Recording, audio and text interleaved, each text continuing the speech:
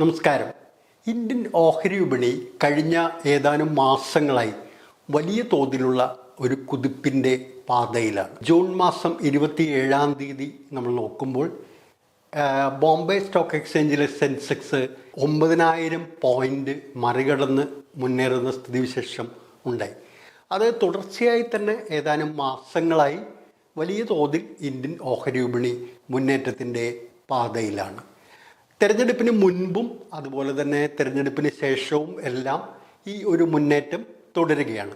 അതുകൊണ്ട് തന്നെ ഈ ഓഹരി വിപണിയിലെ ഈ മുന്നേറ്റത്തെ അല്പം ഒരു സംശയദൃഷ്ടിയോടെ വീക്ഷിക്കുന്നവരും ഉണ്ട്. കാരണം ഈ ഓഹരി വിപണിയിലെ വൻ മുന്നേറ്റത്തിൻ്റെ ഈ കുമിള ഒരുപക്ഷെ പൊട്ടാൻ സാധ്യതയുണ്ട്. ഏതെങ്കിലും ഒരു ഘട്ടത്തിൽ ഇത് തകർന്നു പോകുന്നൊരു സ്ഥിതിവിശേഷത്തിലേക്ക് വരാം എന്നുവരെ ആശങ്കപ്പെടുന്നവരുണ്ട്. കാരണം ഇന്ത്യൻ ഓഹരി വിപണിയുടെ ചരിത്രം നമ്മൾ പരിശോധിക്കുകയാണെങ്കിൽ നിരവധിയായിട്ടുള്ള സ്കാമുകൾ അഥവാ കുംഭകോണങ്ങൾ മാർക്കറ്റിൽ സംഭവിച്ചിട്ടുണ്ട്. 90കളുടെ തുടക്കത്തിൽ ഹർഷത് മേത്തയുടെ പേരിലുള്ളൊരു കുംഭകോണം എന്ന് തുടങ്ങിയാൽ അതിനുശേഷം കേതൻ പരേഖിൻ്റെ ഒരു കുംഭകോണം, അതുപോലെ നിരവധിയായിട്ടുള്ള ഓഹരി സ്കാമുകൾ, ചെറുതും വലുതുമായിട്ടുള്ള സ്കാമുകൾ ഇന്ത്യൻ ഓഹരി വിപണിയിൽ നമ്മൾ പരിശോധിക്കുമ്പോൾ നമുക്ക് കാണാൻ കഴിയും. ഈ അടുത്ത കാലത്ത് തന്നെ എക്സിറ്റ് പോളിനെ പോലും ഓഹരി വിപണിയെ മാനിപ്പുലേറ്റ് ചെയ്ത് പണമുണ്ടാക്കുന്നതിന് വേണ്ടി ഉപയോഗിച്ചായിട്ടുള്ള ആക്ഷേപങ്ങൾ, ആരോപണങ്ങൾ ശക്തമായി ഉയർന്നിട്ടുണ്ട്. ആ എക്സിറ്റ് പോളിൻ്റെ സമയത്ത് BJP സർക്കാർ തന്നെ വലിയ ഭൂരിപക്ഷത്തോടുകൂടി, മൃഗീയ ഭൂരിപക്ഷത്തോടുകൂടി ഒരുപക്ഷെ 400 സീറ്റിലധികം NDA നേടിക്കൊണ്ട് അധികാരത്തിൽ വരും എന്നുള്ള രീതിയിൽ ആ എക്സിറ്റ് പോൾ കഴിഞ്ഞുള്ള ദിവസത്തിൽ വലിയ തോതിൽ ഓഹരി വിപണി മുന്നേറുകയും അന്ന് ലാഭമെടുപ്പ് നടത്തി പിൻവാങ്ങുകയും ചെയ്യുന്ന സ്ഥിതിവിശേഷം ഒക്കെ വലിയൊരു സ്കാമിൻ്റെ, ഒരു കുംഭകോണത്തിൻ്റെ നിലയിലേക്ക് കാര്യങ്ങളെ പരിവർത്തനപ്പെടുത്തിയുണ്ടായി. ഇതിനെ അന്വേഷണം നടത്തണം എന്നുള്ള ആവശ്യം അടക്കം ഇന്ന് ഉയർന്നു വരുന്നുണ്ട്. അതുപോലെ തന്നെ അതുകൊണ്ടാണ് മാർക്കറ്റ് ഒരുപക്ഷെ ഒരു കുമിളയാണോ, ഇന്ത്യൻ ഓഹരി വിപണിയുടെ ഈ കുമിള പൊട്ടുമോ എന്നൊക്കെയുള്ള സംശയവും ആശങ്കയും ഒക്കെ ഒരു ഭാഗത്തു നിന്നും ഉയരുന്നത്.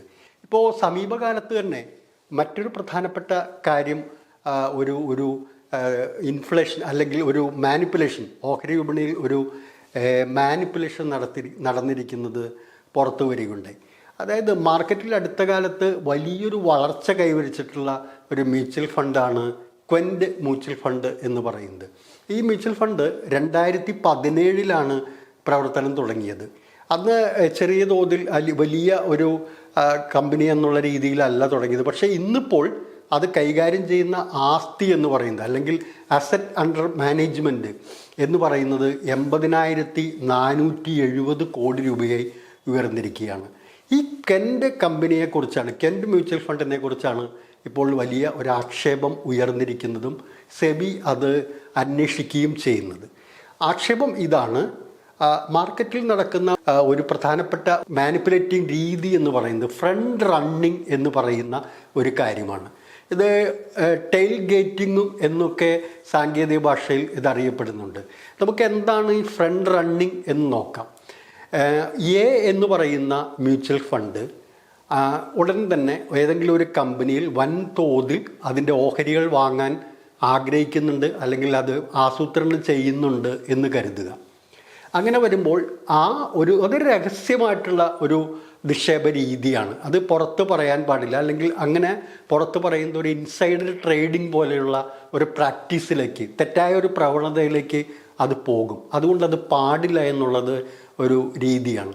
പക്ഷേ ഇവിടെ ഈ ഫ്രണ്ട് റണ്ണിങ് നടത്തുമ്പോൾ എന്ന് പറയുന്ന മ്യൂച്വൽ ഫണ്ട് ഭാവിയിൽ അല്ലെങ്കിൽ ഏതാനും ആഴ്ചകൾക്കകം നിക്ഷേപിക്കാൻ പോകുന്ന ആ ഒരു ഓഹരി ഏതാണോ അതിനെക്കുറിച്ച് മനസ്സിലാക്കി കമ്പനിക്ക് അകത്തുള്ള ഏതെങ്കിലും ഫണ്ട് മാനേജരോ അല്ലെങ്കിൽ മറ്റേതെങ്കിലും ആളുകൾക്ക് ആ വിവരങ്ങൾ ചോർത്തി കൊടുത്ത് അവരോ അതിന് മുമ്പ് തന്നെ ആ ഓഹരി കുറഞ്ഞ വിലയിൽ കിട്ടുമ്പോൾ വാങ്ങിവെക്കുന്നു എന്ന് കരുതുക. വൻതോതിൽ ഈ മ്യൂച്വൽ ഫണ്ട് അതിലേക്ക് ഫണ്ട് ഇറക്കി ആ ഓഹരി പിന്നീട് വാങ്ങിക്കുമ്പോൾ സംഭവിക്കുന്നത് സ്വാഭാവികമായും ആ ഓഹരിയുടെ വില കുതിച്ചുയരും. ഈ ഘട്ടത്തിൽ നേരത്തെ വാങ്ങിവെച്ചിട്ടുള്ള ആളുകൾ അല്ലെങ്കിൽ ഫണ്ട് മാനേജർ ആവട്ടെ മറ്റാരെങ്കിലും ആവട്ടെ അവർ ഈ ഓഹരി വിറ്റ് വൻതോതിൽ ലാഭമെടുക്കുന്നു. ഇതിനെയാണ് വളരെ ലളിതമായി പറഞ്ഞാൽ ഫ്രണ്ട് റണ്ണിങ് എന്ന് പറയുന്നത്. അപ്പോൾ ഈ ഫ്രണ്ട് റണ്ണിങ് പ്രാക്ടീസ് പാടില്ല. അതൊരു ഇൻസൈഡർ ട്രേഡിംഗ് ആണ്. അകത്ത് നിന്ന് രഹസ്യമായ ഇൻഫർമേഷൻ ചോർത്തിയെടുത്ത് അല്ലെങ്കിൽ ആ രീതിയിൽ നടത്തുന്ന തെറ്റായ രീതിയിൽ ഓഹരി വിപണിയിൽ ഇടപെടുന്ന ഒരു പ്രവണതയാണ്. അല്ലെങ്കിൽ ഓഹരി വിപണിയെ അട്ടിമറിക്കുന്നതിന്, മാനിപ്പുലേറ്റ് ചെയ്യുന്നതിന് വേണ്ടി നടത്തുന്നുള്ള ശ്രമമാണ് ഫ്രണ്ട് റണ്ണിങ് എന്ന് പറയുന്നത്. ആ ഫ്രണ്ട് റണ്ണിങ് ഈ ക്വൻ്റ് മ്യൂച്വൽ ഫണ്ടിനകത്ത് സംഭവിച്ചിട്ടുണ്ട് എന്നാണ് സെബിയുടെ പരിശോധനയിൽ വ്യക്തമായിരിക്കുന്നത്. സെബി അതിനെക്കുറിച്ച് ഇപ്പോൾ അന്വേഷണം നടക്കുകയാണ്. യഥാർത്ഥത്തിൽ എന്താണ് സംഭവിച്ചത് എന്നുള്ളത് അന്വേഷണത്തിന് ശേഷമാണ് മനസ്സിലാക്കാൻ കഴിയുക. ഏതായാലും ഈ ക്വൻ്റ് മ്യൂച്വൽ ഫണ്ടിൻ്റെ മുംബൈയിലെ മുഖ്യ ഓഫീസിലും അവിടുത്തെ തന്നെ ഒരു ഫണ്ട് മാനേജറുടെ ഹൈദരാബാദിലുള്ള ഓഫീസിലും ഒക്കെ സെബി റെയ്ഡ് നടത്തിയിട്ടുണ്ട്. ചില വിവരങ്ങൾ ലഭ്യമായിട്ടുണ്ട് എന്നാണ് നമുക്ക് മാധ്യമങ്ങളിൽ നിന്നുള്ള റിപ്പോർട്ടുകളിൽ നിന്നും മനസ്സിലാക്കാൻ കഴിയുന്നത്. ഇതുപോലെ തന്നെയുള്ള പ്രാക്ടീസ് ഇന്ത്യൻ ഓഹരി വിപണിയിൽ ഉണ്ട് എന്നുള്ളത് നേരത്തെ തന്നെ പലപ്പോഴും റിപ്പോർട്ട് ചെയ്യപ്പെട്ടിട്ടുള്ള കേസുകളുണ്ട്. 2022 ഒരു സമാനമായിട്ടുള്ളൊരു സംഭവം നടന്നത് ആക്സിസ് മ്യൂച്വൽ ഫണ്ടിലാണ്. അന്ന് അതിലെ ഒരു ഫണ്ട് മാനേജറെ സെബി പിന്നീട് ബാൻ ചെയ്യുകയും ഒക്കെ ചെയ്തിട്ടുണ്ട്.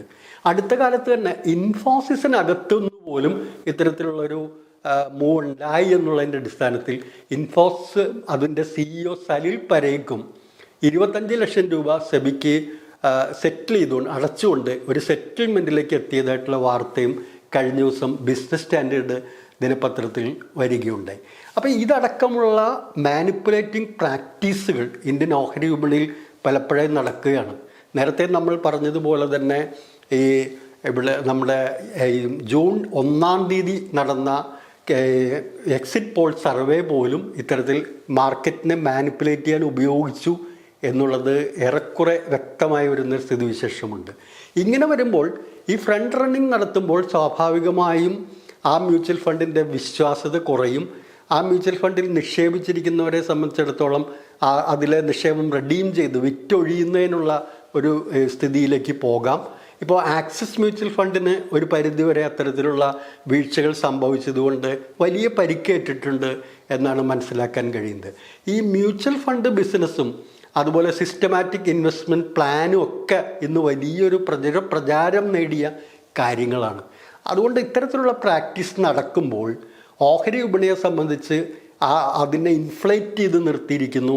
അതൊരു ബലൂണാണ്, ഒരു കുമിളയാണ്, അത് പൊട്ടാനുള്ളൊരു സാധ്യതയുണ്ടെന്നുള്ള ആശങ്ക ശക്തമാവുന്നവരെ നമുക്ക് കുറ്റം പറയാൻ കഴിയില്ല.